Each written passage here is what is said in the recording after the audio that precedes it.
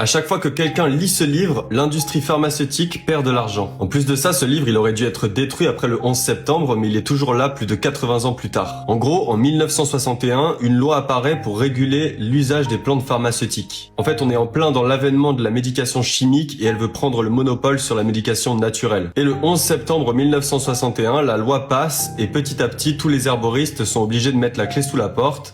Et c'est à ce moment-là qu'on voit apparaître de plus en plus de pharmacies. C'est la raison pour laquelle les médecins d'aujourd'hui ne nous disent jamais ce qu'il y a d'écrit dans ces lignes. C'est pas forcément qu'ils complotent contre nous, mais la plupart du temps, ils ne sont simplement même pas au courant. Par exemple, ce remède tout simple contre les maux de tête, est-ce qu'un médecin te l'a déjà dit? Les maux de tête proviennent presque toujours de l'estomac. Aussi, c'est en soignant l'estomac que l'on guérit la tête.